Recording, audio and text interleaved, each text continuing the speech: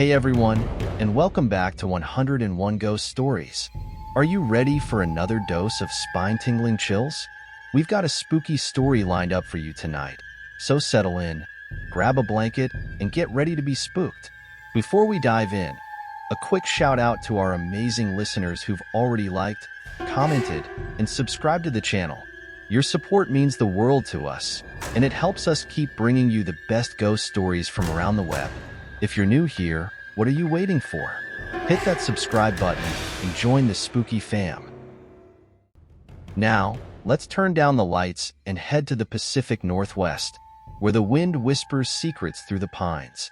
The year is 1993, and we meet Henry, a young culinary student at the prestigious Pacific Institute of Culinary Arts.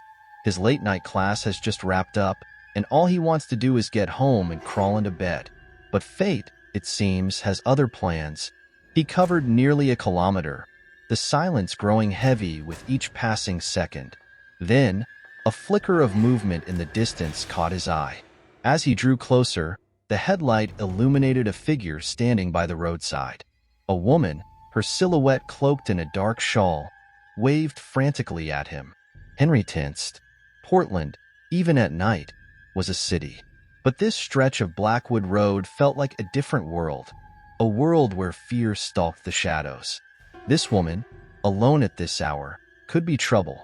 He gripped the handle of his bike tighter, the engine roaring as he accelerated, determined to put distance between himself and the potential threat.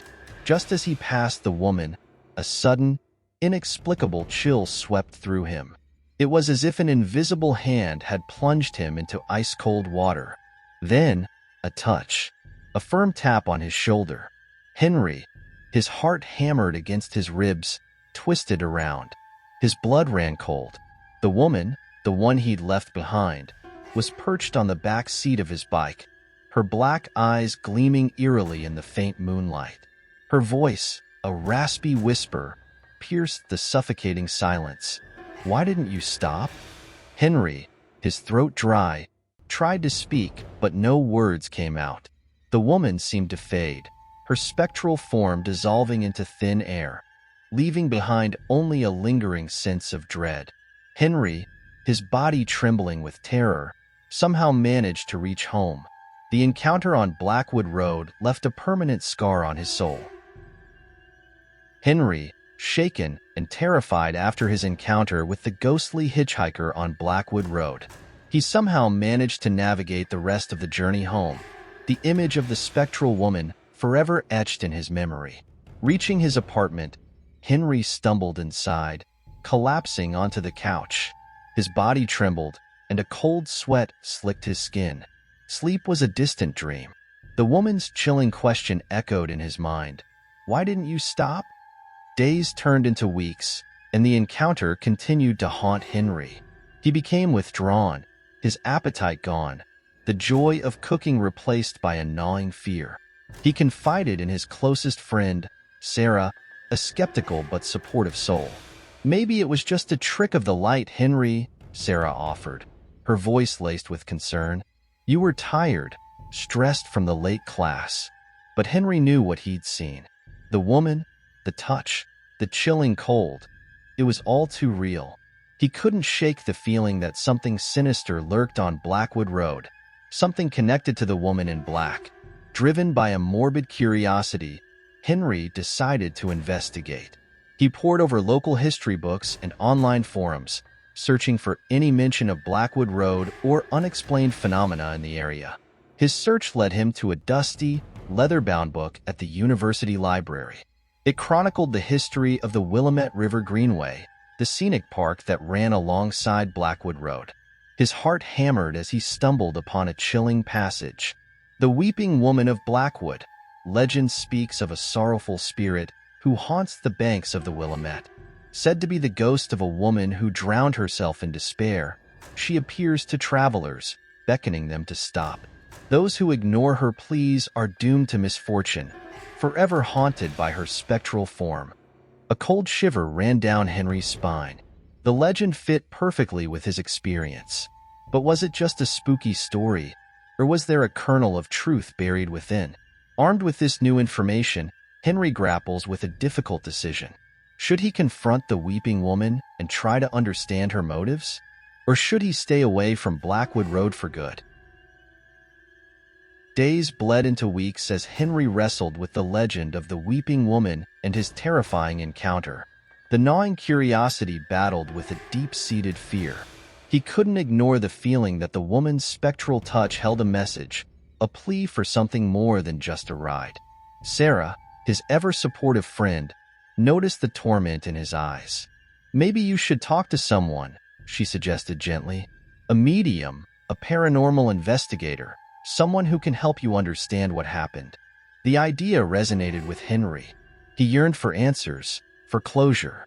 After much research, he contacted a local paranormal investigator named Evelyn Thorne. Evelyn, a woman with a steely gaze and a calming presence, listened intently to Henry's story.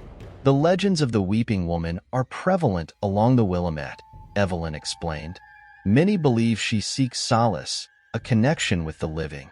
But some believe her intentions are more sinister, a vengeful spirit luring the unwary."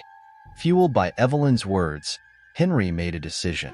He would return to Blackwood Road, not to outrun the weeping woman, but to face her. Evelyn, ever cautious, insisted on accompanying him, armed with her ghost-hunting equipment. The night arrived, cloaked in an inky blackness. A chilling wind whipped through the trees as Henry and Evelyn parked their car near the deserted stretch of Blackwood Road. With a deep breath, Henry turned on his motorcycle engine, the familiar hum filling the silence. They followed the road cautiously, Evelyn scanning the area with a handheld electromagnetic field detector. As they neared the spot where Henry had first seen the woman, a sudden shift in the atmosphere sent shivers down their spines. A figure emerged from the shadows, the woman in black, her eyes filled with an endless sadness. Henry stopped his motorcycle, his heart pounding in his chest. "Why didn't you stop?"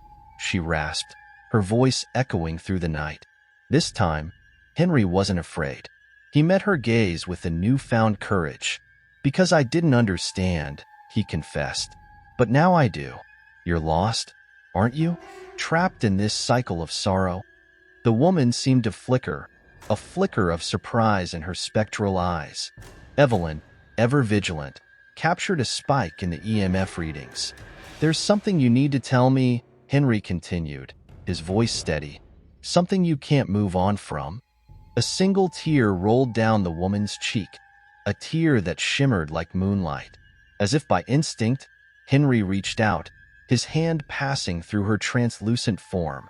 But a warmth bloomed in his chest, a sense of connection. In a voice barely a whisper, the woman spoke, revealing a story of betrayal and despair. It was a story that needed to be heard, a story that held the key to her release. As the night wore on, Henry listened, offering a silent comfort.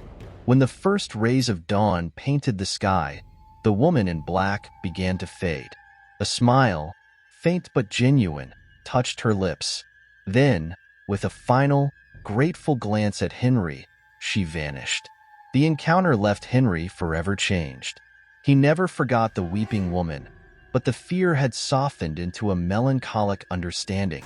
He learned that sometimes, the most terrifying encounters can lead to unexpected acts of compassion and even a form of closure.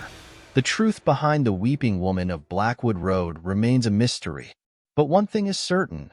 Some stories are more than just spooky campfire tales. They are whispers from the past, pleas for understanding, and a reminder that even in the darkest corners, a flicker of light can lead the way. Thank you for joining us on this chilling journey down Blackwood Road. If you enjoyed this story, don't forget to hit that like button and subscribe for more spooky tales from 101 Ghost Stories.